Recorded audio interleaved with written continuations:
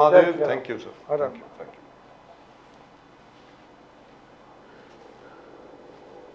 Well, I hope they are able to carry out a proper focused campaign, Pradeep ji, because at the end of the day, nobody really knows what this electoral bond thing is all about. Let me tell you very frankly. Sir, What is it about? Actually, I was trying to educate myself. You know, who's the cementer here? And where's the Jaiprakash Narayan? Nobody. Who moves Arvind out? Kejriwal. Who moves out selflessly and unites everybody? You know, even Sharad Pawar ji here has his own ambitions. Pradeep ji, there is Kejriwal ji only has one his own person. ambitions. There is only one person who's gaining from all this, and that is Arvind Kejriwal. And that is the Aam Aadmi Party. Nobody else. That is true, but he's got limited smoke with Delhi, That's it. Punjab. That's why I'm saying. He's going to Delhi and Punjab. That's it. Bus. And what you said is also perfectly right. He's going to gain, but you know, will the alliance gain? India No, alliance. I I don't want to think know that. I don't think so. Because we need to have one person who's out of all this and guides the entire alliance towards the goals. The goal of defeating Prime Minister Modi. Like an acharya, like Yes. a guru, like somebody who's there. You know, who's Define, and you've seen Jaiprakash Narayan. Yes. And everybody used to rally. And whatever he said was the final word. Around the call of Jaiprakash ji. Yes, ji, sir. बिल्कुल दुरुस्त बात है. तो आज वो जयप्रकाश नारायण है कौन? अभी नहीं है सर. चलिए जयप्रकाश जी को छोड़ दीजिए. आज वीपी सिंह कौन है? आज का विश्वनाथ प्रताप सिंह कौन है? आप मुझे ये बताइए ना. क्योंकि देखिए साहब, मेरी बात सुनिए. आज की तारीख में आपको जयप्रकाश नारायण की आवश्यकता है. आज आपको विश्वनाथ प्रताप सिंह जी की आवश्यकता है.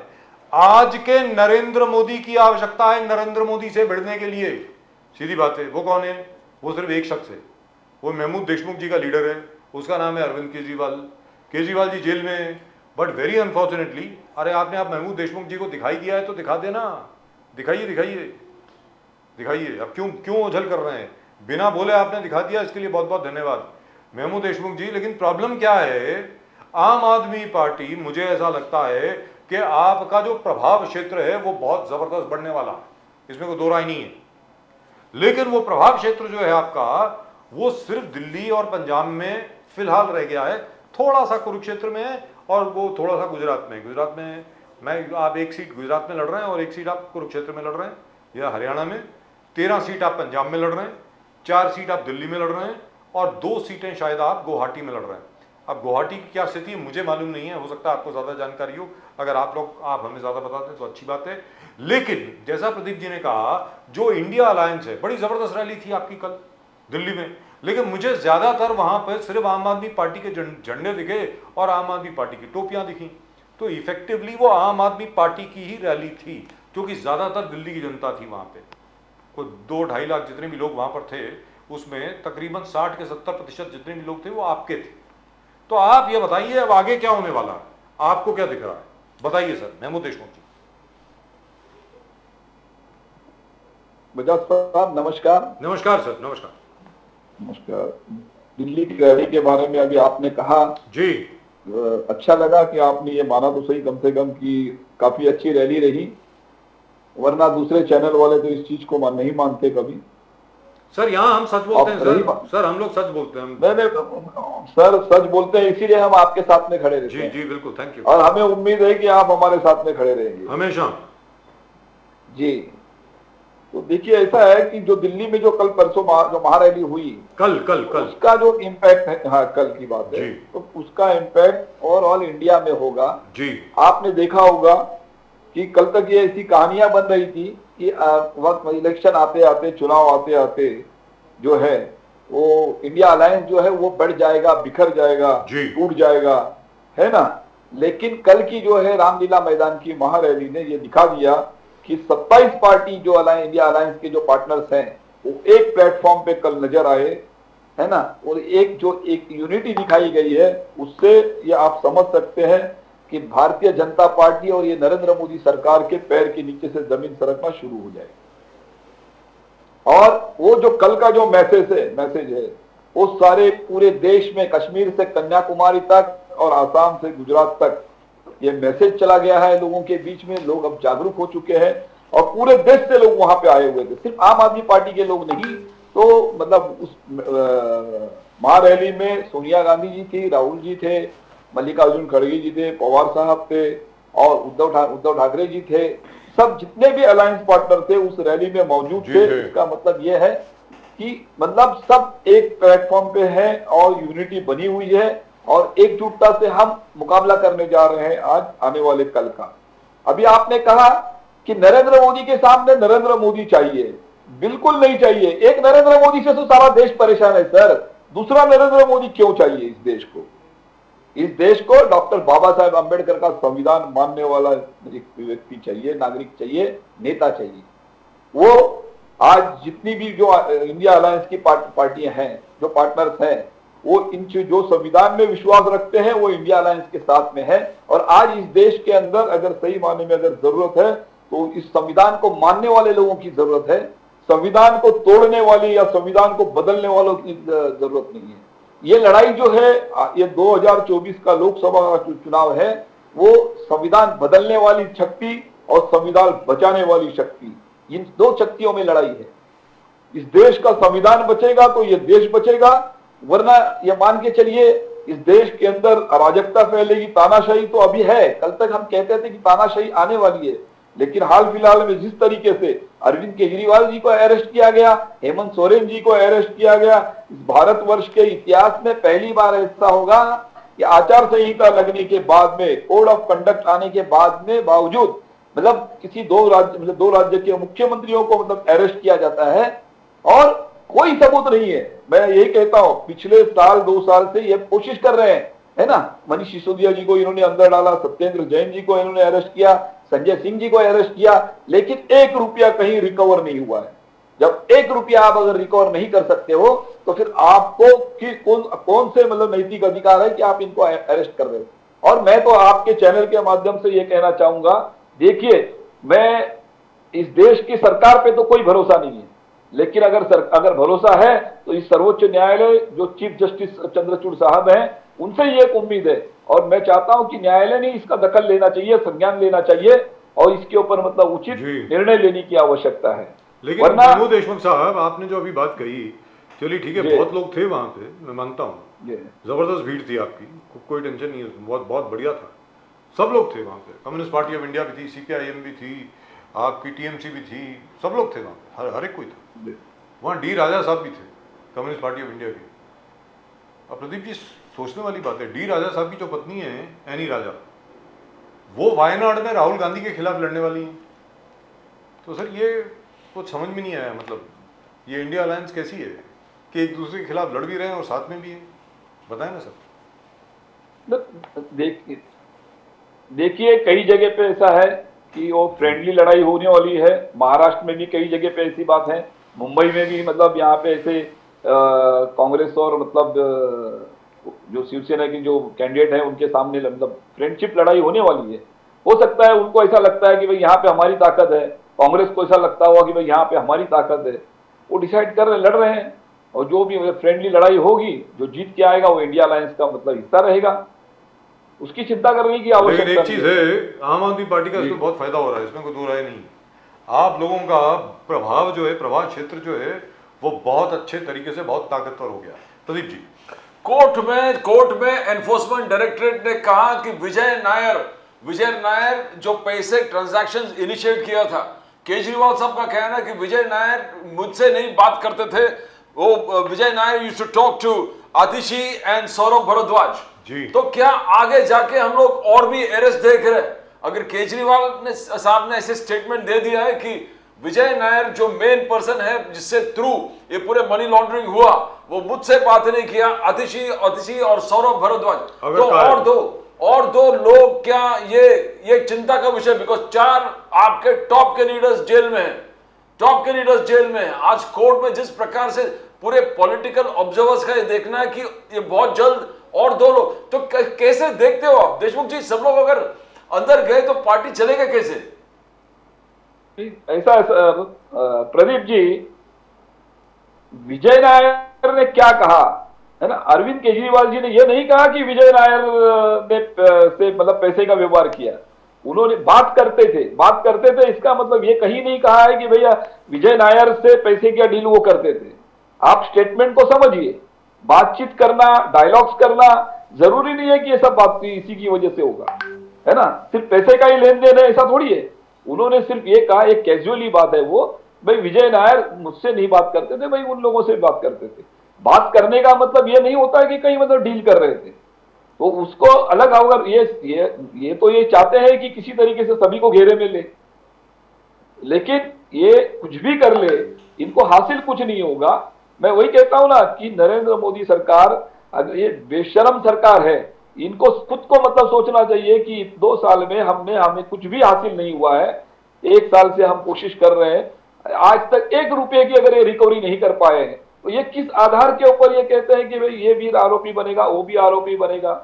जो शरद चंद्र रेड्डी जो है, जिससे इन्होंने चंदा लिया, अगर सही माने में अगर देखा जाएगा तो मैं कहता हूं कि वो लिकर पॉलिसी के अंदर का जो कमीशन है ना, लगभग 60 करोड़ के लगभग 49.5 करोड़ रुपया, वो तो बीजेपी के अकाउंट में चला गया है इलेक्ट्रल बॉन्ड के तहत जी। हाँ, तो फिर एक्यूज तो मतलब बीजेपी होना चाहिए, कार्रवाई तो बीजेपी, ये तो दिखाई दे रहा है ना, ये क्लियर कट दिखाई दे रहा है कि शरद चंद्र रेड्डी का जो पैसा है ना, वो पैसा उसने किसको दिया है, तो भारतीय जनता पार्टी को दिया हुआ है इलेक्टोरल बॉन्ड के तौर पे। तो अरेस्ट तो उनके लोगों को करना चाहिए, भारतीय जनता पार्टी को एक्यूज बनाना चाहिए।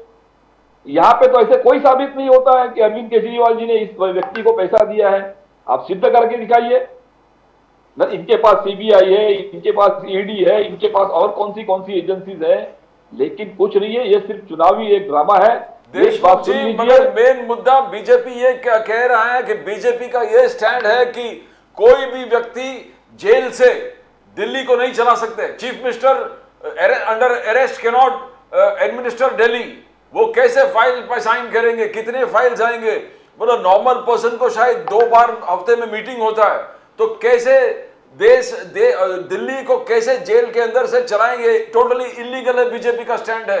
बीजेपी से कोई भी प्रावधान नहीं। सहारा मैटर अलग था, सहारा मैटर इतने निवेशकों का 23,000 करोड़ का मैटर था, तो वो बहुत बड़ा मैटर था जिसमें निवेशक इन्वॉल्व थे, और निवेशक को पैसे वापस देने के लिए सुब्रत रॉय सहारा जी को शायद कोर्ट ने परमिशन दिया था, मगर यहां पर कोर्ट का परमिशन भी नहीं है, तो दिल्ली को कैसे जेल से चलाएगा। बीजेपी का कहना है इलीगल है। महबूब देशमुख जी। सर प्रदीप जी, भारतीय जनता पार्टी मतलब कानून नहीं है। सुनिए, ये इनको पहले कहिए है कि पहले कानून की किताब पढ़ ले। ये तो कानून को मानते ही नहीं है ये लोग, ये क्या जानेंगे कानून क्या होता है। इनसे पहले कानून में कोई ऐसा प्रोविजन नहीं है कि आप अगर जेल में गए हैं तो आप मतलब सरकार नहीं चला सकते, मुख्यमंत्री पद पे नहीं रह सकते। एक चीज आपने देखा होगा, 2 साल से ज्यादा अगर किसी को सजा, यहाँ कोई कन्विक्टेड नहीं है। अरविंद केजरीवाल जी कोई कन्विक्टेड नहीं है ना, तो अगर वो कन्विक्टेड नहीं है तो उनके ऊपर वो भी 2 साल के ऊपर जब सजा हो सकती है तब जाके उनको रिजिग्नेशन देना पड़ेगा। लेकिन अभी तो सजा हुई नहीं है, अभी तो आरोप ही सिद्ध नहीं कर पाए हैं, तो ऐसा कोई कानून नहीं है कि इस्तीफा देना। अभी ट्रायल भी स्टार्ट नहीं हुआ, बराबर है ना। तो ये सरकार चला सकते हैं, जब तक इनके ये कन्विक्शन नहीं होता है तब तक इनको ऐसा कोई कानून नहीं है कि इनको मतलब कानून में ऐसा कोई प्रोविजन नहीं है कि इन्होंने इस्तीफा देना चाहिए। सर वो अलग बात है। कोर्ट ने भी वही पूछा है कि भाई प्रावधान दिखाइए जो किसी ने पीआईएल फाइल करी थी, उन्होंने कहा था कि भाई अंडर विच प्रोविजन जरा दिखाइए कि नहीं चला सकते सर। तो अब that depends sir, that depends. अब वो एडमिनिस्ट्रेटिव डिसीजन लेंगे या क्या करेंगे कुछ मालूम नहीं है। 356 भी अप्लाई कर सकते हैं, government can be dismissed also, ऐसी क्या बात है उसमें। अरे सर 356 क्या है, सुनिए, ये तो 356 और सारे इंडिया पे कर सकते हैं जी, कर सकते हैं। ये ऑलरेडी तानाशाही चल रही है। हेलो, यहाँ पे संविधान है कहाँ पे, ये तो मनमानी चल रहा है। ये इनकी मंशा ये है कि किसी तरीके से दिल्ली की सरकार बर्खास्त कर दिया जाए, वहां पे राष्ट्रपति शासन लागू किया जाए, है ना, और आम आदमी पार्टी को खत्म करने की इनकी साजिश है। आम आदमी पार्टी ही नहीं बल्कि ये तो चाहते हैं इस देश की जितने भी विपक्ष में बैठी पार्टियां हैं इनको सबको खत्म कर दिया जाए। लेकिन आपको लगता नहीं है सर, महबूब देशमुख साहब, आपको लगता नहीं है कि अरविंद केजरीवाल जी को जेल में भेजना, अभी भी जेल भेजना, क्योंकि and by the way that is Saurabh Bharadwaj, can you please correct the spelling over there, this BHA is not BARA. I may have made a mistake, please correct it. It is BHARAD, BH means जी। तो आपको लगता नहीं है sir कि जहां तक अरविंद केजरीवाल जी का प्रश्न है उनको अरेस्ट तो बहुत पहले भी कर सकते थे, 6 महीने पहले कर जी। लेते, गिरफ्तार कर लेते।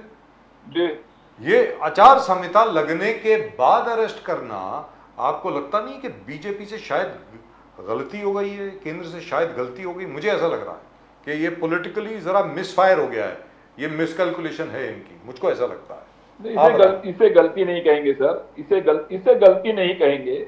ये भारतीय जनता पार्टी, और मैं खास करके कहूंगा ये जो इनके जो सुरमा है नरेंद्र मोदी, इस देश के प्रधानमंत्री, ये अरविंद केजरीवाल जी से डरे हुए हैं, सहमे हुए हैं। इनके डर का नतीजा है, ये जानते हैं कि मतलब अरविंद केजरीवाल जी अगर बाहर रहेंगे तो ये उनका मुकाबला नहीं कर सकते प्रचार में। इसके लिए उन्होंने जानबूझकर बदले की भावना से अरविंद केजरीवाल जी को जेल के अंदर रखा है, अरेस्ट किया गया। Who is going to be the CM? Because BJP का कहना है कि केजरीवाल जी सीएम का पद डेमोक्रेसी के बात करते हैं, लोकतंत्र के बात करते हैं। पहले उनका क्या है कि मुझ पे एफआईआर हुआ है, कुछ भी हो तो मेरा हक ही नहीं बनता कोई पद लूं, पार्टी से निकलना चाहिए। तो ये सब high morality Kejriwal standards maintain किया था, high standards of morality. Deshmukh ji, आज केजरीवाल जी कह रहा है कि सीएम का पद किसी को देना नहीं चाहता है, ना आतिशी को देगा, ना कोई दूसरा लीडर को देने को तैयार है। एंड यही फिर अलग अलग बीजेपी का कहना है कि लालू प्रसाद यादव मॉडल, लालू प्रसाद जी ने जैसे राबड़ी देवी जी को बनाया था, वैसे ही केजरीवाल जी, मिसेस केजरीवाल जी को बना देंगे सीएम। तो और लालू प्रसाद मॉडल, तो क्या यही होने वाला है आम आदमी पार्टी में? बिकॉज आपने इंडिया अगेंस्ट करप्शन जो जबरदस्त तरीके से एक मूवमेंट बनाए थे, एक मूवमेंट था इंडिया अगेंस्ट करप्शन। आरोप भी लगा तो इस्तीफा देना पड़ेगा, निकलना पड़ेगा, ये हाई स्टैंडर्ड्स ऑफ मोरालिटी। आज सीएम पद अपने पास रखकर जेल में ऑपरेट करने का मैंडेट लोगों से लिया है। केजरीवाल जी कह रहे हैं कि दिल्ली के जनता ने कहा कि आपको मैंडेट हम देते हैं कि आप जेल से ऑपरेट करो। क्या ये लालू प्रसाद जो मॉडल होगा, या केजरीवाल जी डेलीगेट करेंगे, या जेल से ही ऑपरेट करेंगे? कैसे देखते हैं आप इस चीज को? देखिए ऐसा है, मैं फिर एक बार कहना चाहता हूं आपसे कि भारतीय जनता पार्टी कौन होती है ये डिसाइड करने वाली। ये डिसाइड करेंगे, इस दिल्ली की जनता डिसाइड करेगी, और दिल्ली की जनता ने ऑलरेडी मतलब मैंडेट दिया हुआ है। अरविंद केजरीवाल जी सीएम बने रहेंगे, और जो हमारे जो विधायक हैं, मंत्री हैं, है ना, आम आदमी पार्टी के दिल्ली के, वो सभी का ये कहना है कि अरविंद केजरीवाल जी ही सीएम बने रहेंगे। तो इस बारे में भारतीय जनता पार्टी को चिंता करने की जरूरत नहीं है। और रही मोरालिटी की बात, तो ये मतलब एक बहुत बड़ा जोक होगा कि मोरालिटी इनसे सीखने की जरूरत है हमको, जिनको मोरालिटी किसको कहते हैं मालूम नहीं, होनेस्टी किसको कहते हैं मालूम नहीं है। हाँ, आज वो ये सिखाएंगे इन बात को। तो ये सब बातों से कुछ असर होने वाला नहीं, और इनसे सीखने की हमें जरूरत नहीं है। भाई मुख्यमंत्री केजरीवाल जी ही बने रहेंगे। महमूद देशमुख जी, एक चीज तो है जी कि अभी क्या हुआ है कि पहले डिस्कशन ये होता था कि नरेंद्र मोदी के बाद कौन, नरेंद्र मोदी के सामने कौन, राहुल गांधी जी का नाम लिया जाता था। लेकिन राहुल गांधी जी को क्या है कि बड़ी अनफॉर्चुनेट बात है, दुखद बात है कि राहुल गांधी जी को ज़्यादा सीरियसली कोई लेता नहीं था अभी तक। अब जैसा भी है मुझे मालूम नहीं है, हो सकता है कि he may become a very good prime minister, one never knows. किसी को क्या मालूम, जब तक कोई प्रधानमंत्री की कुर्सी पर बैठता नहीं है, किसी को मालूम थोड़ी पड़ता है कि कैसा वो परफॉर्म करेगा। हो सकता है बहुत अच्छे प्रधानमंत्री हो, लेकिन अभी क्या हो गया कि डिस्कशन थोड़ा शिफ्ट हो गया है। जैसे आपने कहा ना, मोदी वर्सेस केजरीवाल हो गया अभी। हाँ, केजरीवाल प्रधानमंत्री बनेगा ये कोई बात नहीं कर रहा है, लेकिन राजनीतिक तौर पर जो द्वंद्व अभी जारी है, जंग अभी जो जारी है, वो मोदी वर्सेस केजरीवाल हो गई है। उससे तो मुझे लगता है कि राजनीतिक तौर पर आपको तो मतलब बहुत बहुत लाभ हुआ है देशमुख साहब। देखिए, इसमें लाभ और हानि का सवाल नहीं है। ये लड़ाई जो है ये नैतिकता की है, ये लड़ाई जो है मोरलिटी की है, लड़ाई जो है हॉनेस्टी की है ना, और लड़ाई देशभक्त और अंधभक्त की है। संविधान बचाने वालों की है और संविधान मतलब हटाने वालों के लड़ाई, बीच की लड़ाई है। तो अरविंद केजरीवाल जी एक देशभक्त है, एक ईमानदार नेता है, तो इनकी बराबरी आप मतलब मोदी से नहीं कर सकते। मोदी एक बात सुन लीजिए, नरेंद्र मोदी ने क्या किया है इस देश के लिए ये पूरा देश जानता है। 10 साल में उन्होंने पूरे देश को मतलब किस मतलब रसातल में लाके रख दिया है, ये सब जानते हैं। तो हम कंपैरिजन नहीं करते हैं कि किसी से, लेकिन हम लड़ाई लड़ रहे हैं। देखिए, अरविंद केजरीवाल जी का साफ कहना है कि मैं इस देशवासियों 140 करोड़ देशवासियों की लड़ाई लड़ता हूं। वो इंडिया अलायंस के जितने भी पार्टनर हैं, अभी आपने राहुल जी का मतलब जिक्र किया इसमें, है ना, नो डाउट मैं कहता हूं कि राहुल जी एक काबिल नेता है, इसमें कोई शक नहीं है। और अगर किसी को अगर आजमाना होगा, मैं तो कहता हूं ना, नरेंद्र मोदी को कहिए, इस देश के प्रधानमंत्री है ना, तो राहुल गांधी, अभी ठीक है अरविंद केजरीवाल जी जेल में है, तो राहुल गांधी के साथ में ओपन एक स्टेज के ऊपर डिबेट में आ जाए, दूध का दूध पानी का पानी हो जाएगा, किसमें काबिलियत है वो दुनिया देख लेगी।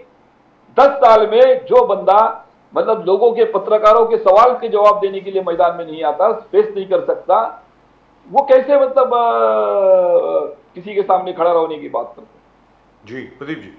तो जो अभी सावरकर वाले इशू महाराष्ट्र में देवेंद्र फडणवीस ने ऊपर उठा लिया, उन्होंने फ्रेम में लेके आया कि सावरकर वाले इशू में राहुल गांधी जी का जिस प्रकार से आलोचना करना सावरकर के बारे में, उन्होंने कि सावरकर पिक्चर जो भी आया है महाराष्ट्र में, देवेंद्र फडणवीस जी का कहना है कि राहुल गांधी जी को पिक्चर देखने की जरूरत है, उनको ज्ञान लेना पड़ेगा सावरकर के बारे में, उनको अपने आप को सावरकर जो आलोचना कर दे उसको बंद करना पड़ेगा, खत्म करना पड़ेगा, इसलिए अपने आप को एजुकेट करना पड़ेगा।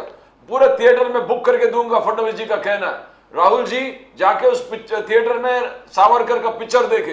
तो सावरकर वाले इशू महाराष्ट्र में फिर एक बार ऊपर उठा है। तो क्या सावरकर इस महाराष्ट्र में बहुत ही रेवर्ड है, सावरकर का एक बहुत सेंटिमेंटल इमोशनल वैल्यू है महाराष्ट्र में। तो क्या सावरकर का इशू जिस प्रकार से लेने के बाद आप देखोगे कि महाराष्ट्र के पॉलिटिक्स में एक बदलाव आने वाला है।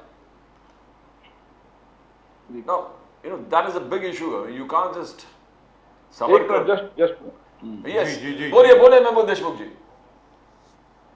I think he's probably getting a call, so which is why I think he'll be back with us very shortly. But the fact is that the Savarkar issue is there, and even though a lot of people are finding a lot of historical inaccuracies in the film which has come out, but still at least somebody's made the effort to actually make the film, and I'm very impressed with the manner in which the lead actor Randeep Hooda has actually gone to the cellular jail. He has lost so much of weight, and he has studied everything to do with Veer Savarkar, and I think he must, आप जरा सवाल दोहराएंगे तो थोड़ा बेहतर होगा। सावरकर वाले issue फिर महाराष्ट्र में ऊपर उठा है। देवेंद्र फडणवीस जी का कहना है कि सावरकर पिक्चर जो है, फिल्म जो रिलीज हुआ है, उसको राहुल गांधी जी को देखना चाहिए। राहुल गांधी जी को अपने आप को एडुकेट करना पड़ेगा। सावरकर जी के त्याग और बलिदान इस देश के प्रति जो उनके एक लड़ाई था, तो और जिस प्रकार से उन्होंने कितने अलग तरीके से एक मुहिम चलाया था, बोले कि आलोचना जो बार बार राहुल गांधी जी कांग्रेस कर रहे थे, उनको एडुकेट करने की जरूरत है, और पूरे थिएटर में बुक करके दे दूंगा, अकेले राहुल गांधी जाके वो पिक्चर देखे। तो क्या सावरकर इशू फिर गरमाया है महाराष्ट्र में? सावरकर एक बहुत इमोशनल अटैचमेंट है महाराष्ट्र से। नहीं सर, एक बात मैं कहना चाहता हूं। सावरकर के जिंदगी के दो हिस्से, दो पार्ट हैं। पहले पार्ट में तो उन्होंने मतलब अच्छा काम किया था, लेकिन जो आखिरी जो फेस है उनका, उन्होंने, ये इतिहास गवाह है, ये लिखा हुआ है, ये राहुल गांधी कह रहे हैं ऐसा नहीं है, ये इतिहास गवाह है, ये लिखा हुआ है, ये रिकॉर्ड में है कि सावरकर ने 5 बार माफी मांगी है अंग्रेजों से, 5 बार माफी मांगी है। और रही बात राहुल जी की बात आप करोगे, तो राहुल गांधी पढ़े लिखे हैं, देवेंद्र फडणवीस को पढ़ने की आवश्यकता है। बात सुनिए, राहुल गांधी के पास डिग्री है ऑलरेडी, है ना, राहुल गांधी पढ़े लिखे हैं, फॉरेन से भी पढ़ लिख कर आए हुए हैं, उनके प्रधानमंत्री को पढ़ने की आवश्यकता है, क्योंकि उनको अभी तक उनकी डिग्री अभी तक उन्होंने दिखाई दी है प्रधानमंत्री ने। हाँ, और रही बात अभी वो थिएटर बुक करने की बात जो कर रहे हैं ना, वो इसलिए कर रहे हैं क्योंकि ऑलरेडी मतलब ये जो पिक्चर है फ्लॉप हो चुकी है। वीर सावरकर पिक्चर जो है वो फ्लॉप हो चुकी है। अब वो किसी तरीके से उस पिक्चर को मतलब फोकस में लाने के लिए, लाइमलाइट में लाने के लिए वो राहुल गांधी का सहारा लेने जा रहे हैं। आप समझे? तो ये बेतुकी बातें हैं, और सावरकर का हिस्ट्री उनको पढ़ने की आवश्यकता है, ज्ञान उनको समझने की आवश्यकता है। राहुल गांधी पढ़े लिखे हैं, इसमें कोई दो राय नहीं, और राहुल गांधी को समझाने की मतलब इनकी हैसियत भी नहीं की है, उनको समझाने जाएंगे। कि क्या स्वतंत्र वीर विनायक दामोदर सावरकर जी आज की तारीख में महाराष्ट्र में एक मुद्दा है जो एकदम कोई मुद्दा नहीं है सर। मैं तो देखिए फिर क्यों बात महाराष्ट्र कर के रहे अंदर हो ऐसा? बेरोजगारी मुद्दा है। तो देवेंद्र फडणवीस जी क्यों क्यों उठा रहे हैं अरे इसको बात? अरे उनके पास कोई मुद्दा नहीं है। महाराष्ट्र के अंदर ये महाराष्ट्र की जो थ्री व्हीलर सरकार है, ऑटो रिक्शा सरकार है, ये टोटल फेल्यूर है ना। ये तीनों मिलकर भी इन्होंने मतलब इस महाराष्ट्र के लिए कुछ नहीं किया है। अब ये इमोशनल इश्यू उठा रहे हैं, सावरकर का इश्यू उठा के दो लोगों को मतलब गुमराह करने की बात कर रहे हैं। भाई महंगाई की बात कर लो, बेरोजगारी की बात कर लो। आपने महाराष्ट्र के नौजवानों के लिए क्या किया ये बताइए, महाराष्ट्र के किसानों के लिए क्या किया आप ये बताइए, महाराष्ट्र में महिलाओं के लिए क्या किया ये बताइए, महाराष्ट्र में रोजी रोजगार के कारोबार के लिए। महाराष्ट्र के बिजनेस तो यहां से गुजरात भेज दिया आपने। महाराष्ट्र में जो भी बाहर से बिजनेस आया होगा उसको उठा के आपने गुजरात भेज दिया। उस वक्त आपको महाराष्ट्र का स्वाभिमान नजर नहीं आया और आज आप सावरकर की बात करते हो। ये सिर्फ महाराष्ट्र का मतलब यहाँ के लोगों को मतलब गुमराह करने के लिए, लोगों का ध्यान हटाने के लिए, महाराष्ट्र के जो इश्यूज है उससे ध्यान भटकाने के लिए वे सावरकर का इशू लेके चल रहे हैं। लेकिन मैं आपको एक बात कहना चाहता हूं कि ये उसमें कामयाब नहीं होंगे। यहाँ पे मराठा आरक्षण का मसला हो, ओबीसी आरक्षण का मसला हो, इन्होंने आपस में दोनों समाज को, ओबीसी और मराठा समाज को भी आपस में लड़वाने का काम किया और अपनी राजनीतिक रोटी सेकने की कोशिश की। अच्छा एक सवाल है सर, मकसद में कामयाब नहीं होंगे जी। एक सवाल है सर जो जिसके साथ आप भी जुड़े हुए हैं बहुत अच्छे तरीके से, स्लम्स का जो इशू है, झोपड़पट्टी पुनर्वसन के लिए, लोगों की मदद के लिए, लोगों को रिलीफ लाने के लिए, कोर्ट में जाने के लिए आपने बहुत मदद करी है लोगों की, आप बहुत लड़े हैं लोगों के लिए, उसमें कोई दो राय नहीं। अभी पीयूष गोयल साहब ने ये कहा है कि वो मुंबई नॉर्थ को, जो उनकी कॉन्स्टिट्यूंसी है जहां से वो लड़ रहे हैं, जहां पे गोपाल शेट्टी हुआ करते थे, 2 मर्तबा जो सांसद बने गोपाल शेट्टी जी, उनको बिठा करके अब पीयूष गोयल जी को लाया गया है। पीयूष गोयल जी ने कहा है कि Mumbai north will be slum free, मतलब वहां पर कोई स्लम नहीं रहेगा, स्लम मुक्त, झोपड़पट्टी मुक्त मुंबई नॉर्थ। और उन्होंने ये भी कहा है कि जो लोग हैं वहां पे, जो झोपड़पट्टी वासी हैं, उनका पुनर्वसन सॉल्ट पैन लैंड्स में होगा। इस विषय में आप क्या कहना चाहेंगे, बोलिए सर। बजाज साहब, मैं आपको एक चीज याद दिलाना चाहता हूं, इनके जो सहयोगी थे पीयूष गोयल जी, शायद जानते भी होंगे कि वो भी मंत्री रह चुके हैं, अनुभवी नेता है। इनको एक चीज याद दिलाइए कि आपके ही जो साथी थे गोपाल शेट्टी जी, इन्होंने जब एमपी रहते हुए ये कहा था कि मैं मुंबई शहर में जो फर्स्ट फ्लोर पे लोग रहने वाले लोग हैं, है ना, उनको भी मतलब एलिजिबल करा के उनको भी घर दिलाने का काम मैं करूंगा जी। कहा आज ऐसा हुआ है, उन्होंने काम भी किया कहा जी। नहीं घर नहीं दिला सर, वो जीआर नहीं निकाला सर, नहीं निकल पाया, लेकिन उन्होंने बड़ी भरसक कोशिश की थी, मैं ये बोल रहा हूँ। उन्होंने एक आश्वासन दिया था, उन्होंने आश्वासन दिया था, या हो सकता है कि उन्होंने ये फर्स्ट फ्लोर को दिलाने की बात की, इसके लिए सरकार उनकी नाराज हो गई, उनके नेता नाराज हो गए और उनको घर भेज दिया होगा जी। तो पहले तो मैं कहता हूँ कि गोपाल शेट्टी जी ने जो वादा किया था उस वादे को पूरा करने की कोशिश सिर्फ नॉर्थ मुंबई नहीं, पूरे मुंबई शहर में मैं कहता हूं कि ग्राउंड+1 जो है ना, फर्स्ट फ्लोर पे जो रहने वाले लोग हैं, झुग्गी झोपड़ियों में रहने वाले लोग, मतलब बहुत ही बदतरीन हालात में जिंदगी जीते हैं, मजबूरी में है लोग, मतलब फर्स्ट फ्लोर के ऊपर घर बनाते हैं और रहते हैं, तो उनका वो अगर जीआर निकाल देंगे तो बहुत बेहतर होगा, हम उनका वेलकम करेंगे। और रही दूसरी बात कि जो उन्होंने कहा कि मतलब सॉल्ट पैन लैंड के ऊपर, ये नामुमकिन चीज कह रहे हैं वो। आप मुझे बताइए, जो सॉल्ट पैन लैंड है वो दलदल की जमीन होती है जी, वहां पे किस तरीके से लोगों को बिल्डिंग बना के दे सकते हैं, ये मैं नहीं समझता हूं कि ये मुमकिन होगा। और फिर जो शख्स जो अगर बोरीली में रहता है, जो दहीसर में रहता है, जो गोरेगांव में रहता है, जो मलाड में रहता है, वो आपको मतलब कांजूर मार्ग में और मुलुंड में क्यों जाएगा? ये सारे का रूल कहता है कि 3 किलोमीटर के दायरे में उसको घर बना के आपको देना है, तो उस नियम को फॉलो करने की आवश्यकता है, न कि आपको 10 किलोमीटर आप उसको उठा के आप कहीं और भेज रहे। आदित्य ठाकरे जी ने इसका बहुत विरोध किया है, आदित्य ठाकरे जी ने भी बहुत विरोध किया है, और आदित्य ठाकरे जी ने यह कहा है कि सॉल्ट पैन की जो जमीन है इसके ऊपर बहुत नजर रही है इस सरकार की बहुत पहले से, और वो अपने बिल्डर साथियों को देना चाहते हैं और हम वो होने नहीं देंगे, ऐसा आदित्य ठाकरे जी ने कहा है।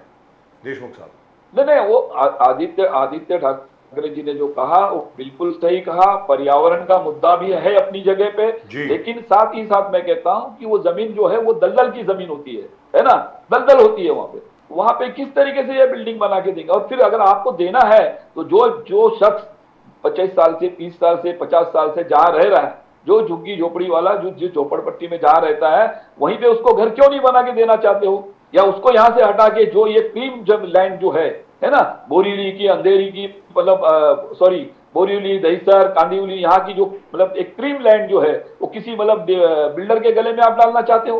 फिर कोई अदानी को पैदा करना चाहते हो आप, या फिर अदानी के गले में डालना चाहते हो वो जमीन? तो गरीबों को उजड़ने के लिए हम उजड़ना नहीं देंगे, लड़ने नहीं देंगे हम लोग, ये मान के चलिए। ये इनका ख्वाब ख्वाब बना रहेगा। लेकिन पहला तो मैं ये कहता हूं, ये चुन के आ जाए तो अच्छी बात है, और आ जाएंगे मैं तो ये कहूंगा कि लोगों के बारे में यहाँ पे अगर ये ऐसा उजाड़ने की कोशिश करेंगे तो आम आदमी पार्टी आंदोलन करेगी, ये मान के चलिए।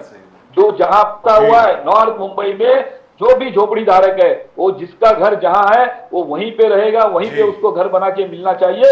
ये इसके मामले में आम आदमी पार्टी बड़ा आंदोलन करेगी, और हो सकता है इंडिया अलायंस भी हमारे सब साथ में हम मिलकर आंदोलन करेंगे। Thank you so much sir. Mahmood Deshmukh ji, बहुत बहुत धन्यवाद आपका हम लोगों से बात करने के लिए और साथ में जुड़ने के लिए। फिलहाल आपको रमजान मुबारक एक बार फिर। मालूम है आप रोजे पे हैं, उसके बावजूद इफ्तार के बाद आप हमारे साथ आए, इसके लिए आपका और भी ज्यादा धन्यवाद। Thank you so much sir. धन्यवाद सर। ओके, नमस्कार, bye. Well, we had a very emotional kind of a show, isn't it? You had Mr. Ali Daruwala, then you had Bharat Singh Saab, quite nice, and then Divedi ji. All issues very nicely discussed. That's right. But let's see what happens. I still am of the opinion that the Congress and the rest of the India Alliance has not been able to focus as yet, very frankly, because if you notice, even Mamata Banerjee didn't turn up for the Delhi meeting. In fact, there was conflicting reports that she doesn't want to be a part of the alliance. जी, वो सागरिका घोष जी आई थी वहाँ पर, जो उनकी candidate हैं वहाँ से। But I think she's become an MP, right? She's already in the Rajya Sabha, if I'm not mistaken. Sagarika Ghosh, that is Mr. Rajdeep Sardesai's wife. She spoke very well indeed. I was pleasantly surprised she could speak so well in Hindi, which is really and truly wonderful. Absolutely. I knew her father quite well, Bhaskar Ghosh, who was the INB secretary, Information Broadcasting Secretary. Wonderful man, and used to be a very good stage actor himself. Fantastic, really and truly fantastic. It was lovely to see her talking. It was also lovely to see Sunita Kejriwal, making an emotional appeal to everybody, reading out her husband's letter. I hope they release Arvind Kejriwal in the absence of how shall I put it, irrefutable proof. I mean, there's no irrefutable evidence. Where is the evidence? Where is the money? As Cuba Gooding Jr. says, show me the money in Jerry Maguire. So where is the money? Now that's the problem. That is the only argument Kejriwal has to say, where is the money? But they have not only drawn inferences, but they've got recorded statements of the people who said that money has been given. Yes, people also said that I have received money. All of them trail of evidences. Now, if they have received money, that money has come from somewhere, right? If they have received money, that money has come from somewhere. That account would be there. So that's what they are investigating. So why has that account not been presented in court? So that's the custodial interrogation. That's what. But and in custodial interrogation, as the bench of Justice Sanjeev Khanna, now I remember her name, Justice Bela Trivedi and Justice Venkatesan has said so many times, you can't just use the term the accused is not cooperating to keep extending his custody. You can't do that. What do you expect him to do? Say, yeah, I'm guilty. He's unlikely to say that. So it's up to you and your interrogation skills as to how you bring out the truth. But the fact is, as far as Mr. Kejriwal's arrest is concerned, I think it was ill-timed and ill-advised. They could have done this 6 months ago. They could have done this after the elections. Everything was going along absolutely smoothly for the BJP. ये जो arrest किया है, इससे at least 4 या 6 सीटों का नुकसान BJP को होने वाला है, क्योंकि पंजाब में वैसे भी उनकी 2 ही सीटें थी भारतीय जनता पार्टी की. So even if they lose those, they don't lose very much. और जहां तक दिल्ली का सवाल है, क्योंकि दिल्ली में वो 7 की 7 सीटें जीते थे, वहां पर भैया जो 4 सीटों में आम आदमी पार्टी लड़ रही है ना, वहां पर भारतीय जनता पार्टी को बड़ी मुश्किल होने वाली है। Justice मुझको ऐसा Khanna लगता के है। जो the way he talked to Kapil Sibal, he said we are not going to change our ways just because a politician is involved. We've got nothing to do with that. The law But it's the same is- Justice Sanjeev yes. Khanna who Bilkul. actually told the ED in the case of Manish Sisodia that your case will not stand even for 2 minutes on cross-examination, and then refused to give bail. That is also there. But No, both ways. that's what he said. That's But both that is ways. because, as we have discussed it so many times over here, Pradeep ji, the PMLA law is such that the judges are bound. And You the can't BJP really do said very we will much. bring the law. We have not brought this law. Yeah, they you did can't bring- accuse Prime Minister Modi for bringing this law and putting people inside. This law was brought before Mr. Modi was there. Certainly, the PMLA law came in at the time of Pandit Jawaharlal Nehru when the Enforcement Directorate was formed. And after that, Dr. P. Chidambaram is the architect of the present law, and all the draconian amendments were brought in by our very dear departed friend, most respectable Mr. Arun Jaitley. And that was during Mr. Modi's time. You know, so it is not as if you can say that this law has always existed. This law has always existed, but the draconian provisions have been brought in Mostly very by Chidambaram recently. and and little added by- on, added on by, Yes, by Mr. Jaitley. And very frankly, Mr. Chidambaram and Mr. Jaitley, very frankly, used to think alike, by the way. So we can have a discussion on that at some point of time later. But that's just about it for tonight's show. आज के show में सिर्फ इतना ही. Do be kind enough, please, to subscribe to the channel. आप channel को जरूर subscribe करें. You heard the bell right over there. Bell icon के ऊपर जरा क्लिक करें. The Irish And- clock that strikes 13. The Irish clock that strikes 13. और आप कृपा करके अपने कमेंट जरूर भेजते रहें साहब. Please send me your comments. We'll take your comments as soon as we have enough of them, and we'll certainly read out all. Try and read out all of them, even the most colorful ones. So that's just about it from both Pradeep ji and myself. आप सब लोगों को नमस्कार. Thank you for watching the channel.